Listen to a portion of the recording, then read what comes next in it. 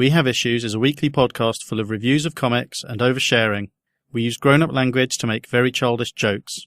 You can find the show at wehaveissues.net, as well as anywhere else where average to not too bad podcasts can be found. Yo.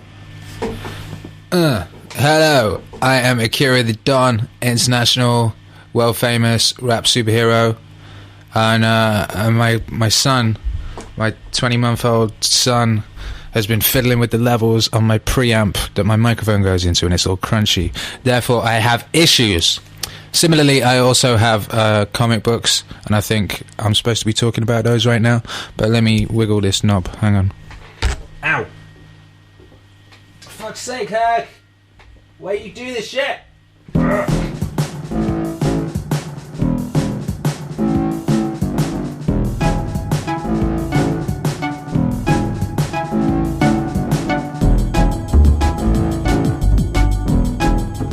Hello? Yeah, alrighty, woo woo woo, that's right, okay. So yeah, I'm Akira The Don. I've been asked by Dr. Nick to talk about comic books. So yeah, let's talk about fucking comic books. Whoop. The first comic I can remember that made me realise I was in love with the medium of comic books, of sequential art, as Scott McCloud so pretentiously insists on calling it. Yo, it was probably Asterix. That's the truth. It's probably Asterix. Asterix is like this French little fucking mustachioed, blonde, short ass French kid guy, man, who takes drugs and beats the shit out of occupying imperialist forces in like historical Europe. He's like French. He's a French dude, and like he lives in a village. And yeah, they're like the last resistance against the Romans. It's this sick thing. I used to read it when I was really little. I don't even know where I got it from. I don't know if it was the library. I don't know if it was my mum gave it me. I was like, I was reading that when I was like 4 or some shit. I was early on that one, and it was dope because like, you know, it taught me about his history and shit. But what it taught me about history was that like, there's always been a struggle, and that struggle is between us and the fucking dickheads. You know, there's always some dickhead out there trying to come in and steal your shit and occupy your shit and impose their way of doing shit upon your way of doing shit. And the Gauls, which was basically the French, that was Asterix and his buddies, were like the last line of resistance against the Romans. And the Romans were stepping in, saying like, yo, you've all got to wear skirts and have baths. And they were like, fuck that shit! Fuck baths and fuck your skirts! Like, fuck that shit. We got a big cauldron of drugs. We're going to kick your ass. And they would just take drugs and kick ass. And it was sick. And they had mad adventures and went all around the world. They flew on like carpets and shit. One of them was obese and stupid, which is always funny. There was like a little dog. There was like a cacophonous bard called Cacophonix. They all had hilarious names that was like what they were with an X on the end type thing. Yeah, Getafix. The druid was called Getafix, which is a beautiful drug illusion right there. And yeah. It was sick, basically. So, yeah, and it was really influential on me in a lot of ways. In that, yeah, it got me into comics, it got me really into them, it got me into drawing them, it got me into considering how, like, you know, panels move, shit like that, how a story can move via pictures, and it kind of helped solidify my thoughts about the way the world works, and the right of the individual to resist domination from dickheads. So, yeah, big up Goscinny and Uderzo, however the fuck you pronounce those dudes.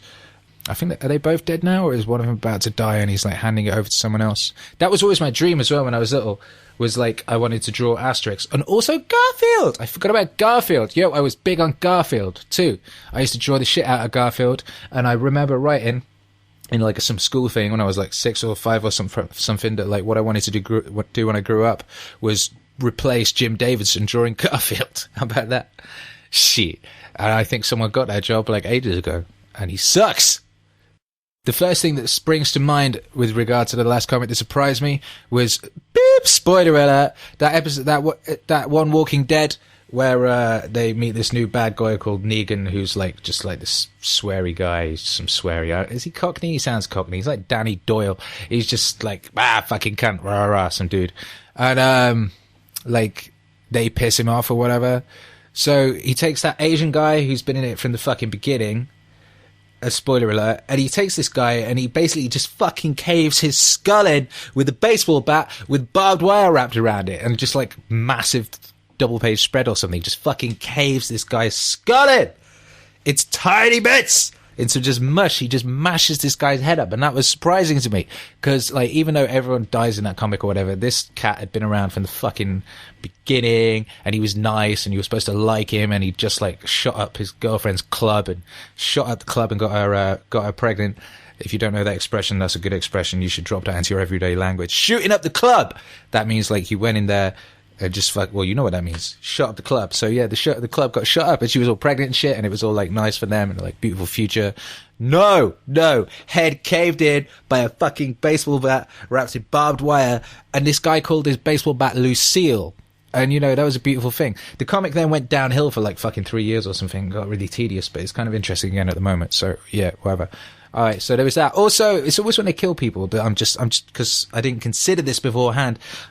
The things that popped to mind, I remember it also being quite surprising when spoiler alerts when they killed Stinky in Hate, because it's just like, man, you can't Stinky, man, that guy, you can't kill Stinky, but they kill Stinky, and it makes sense. Like, I've known guys like Stinky, they're all dead, you know, that's real. Stinky was Hate. I don't know if you know Hate. Hate was Peter Bagge. Or is it Baggy? I don't know how you pronounce that guy. He's a Seattle guy. It was famous as being out around the time. It was like a grunge thing. You had grunge comics and grunge music. And like, basically, like, this was an instance where you had a character who grew up with his creator.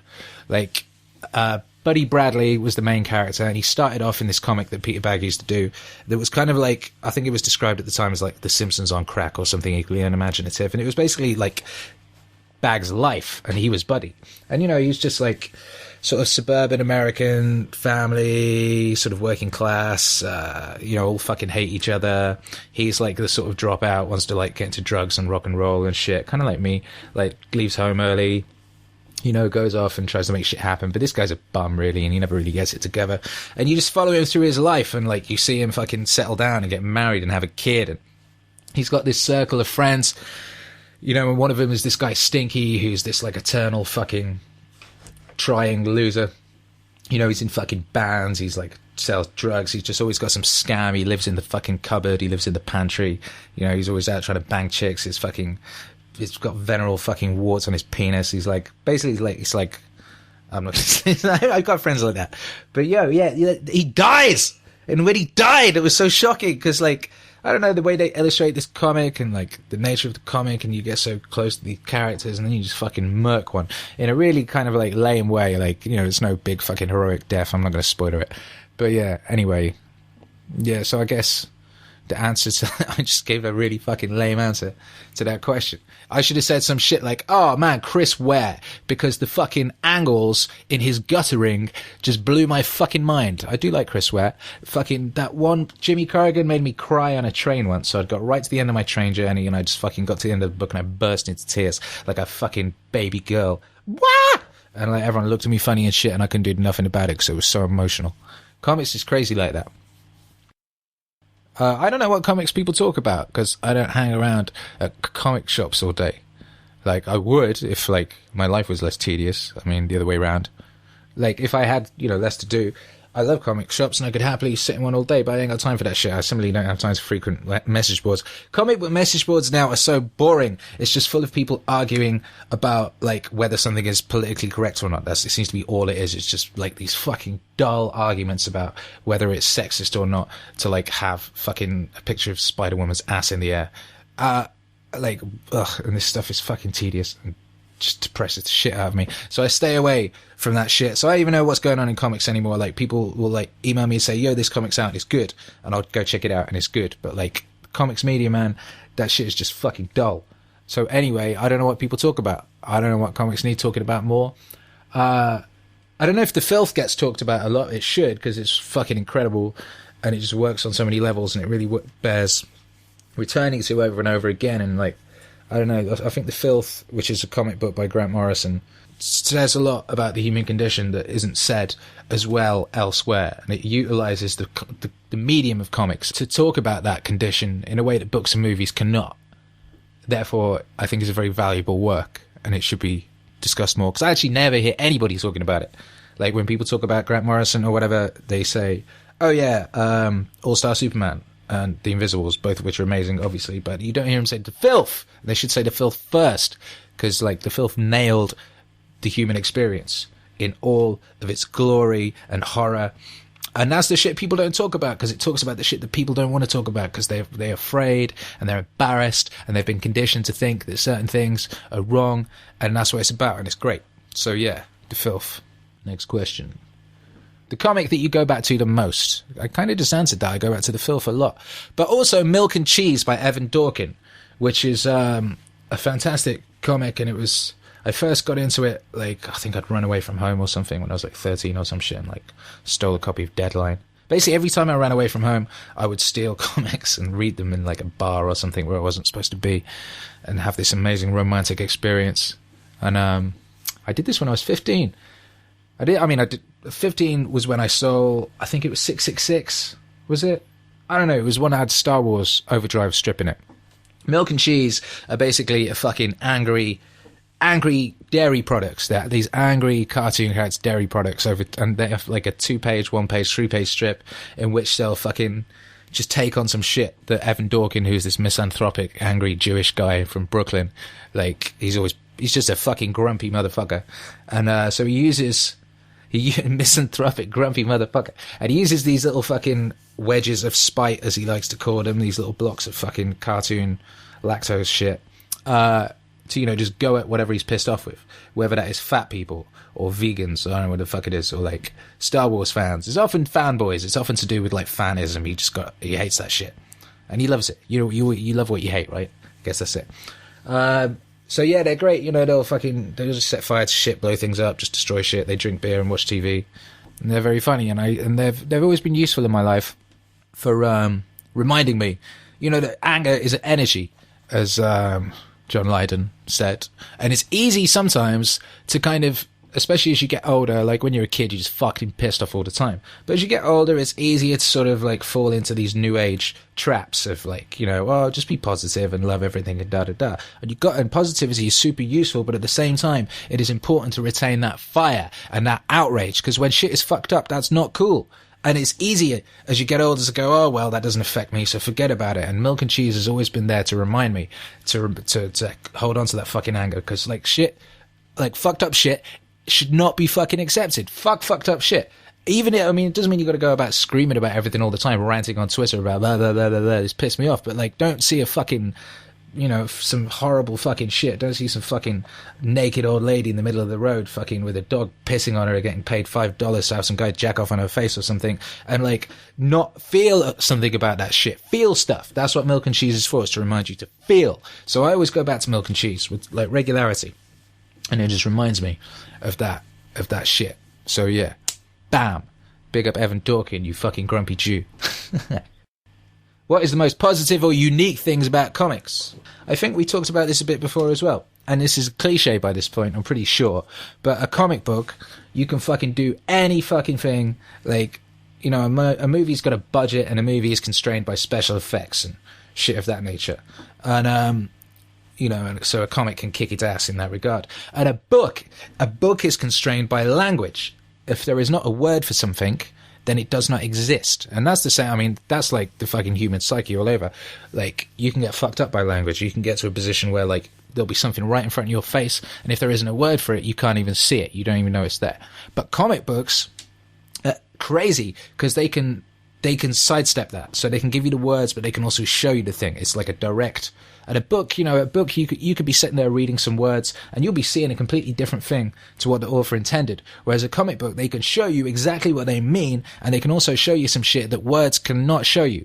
Like the combination of symbol and image, like, just works on the fucking brain like no other medium other than music, which is like its beautiful twin. Like music and comics, that's the ultimate expression. You can tell the whole story of humanity in the universe with music and comics, and you can't do that shit with books and movies.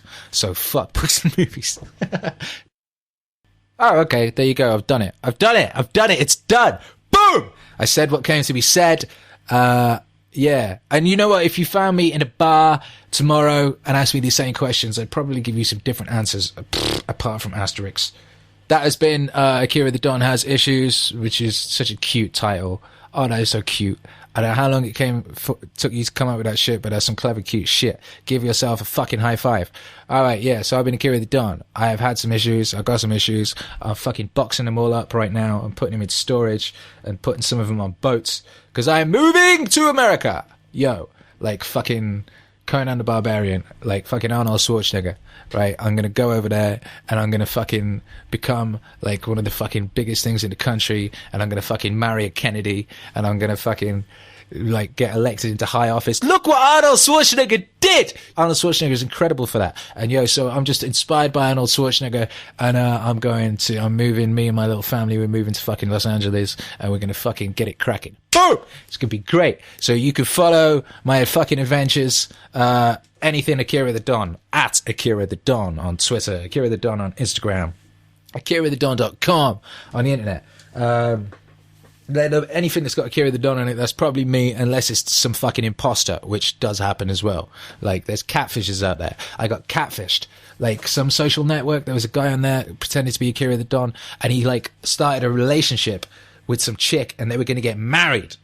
And then, like, her buddy, like, sends me an email, like, via my website, just to check I am this fucking person.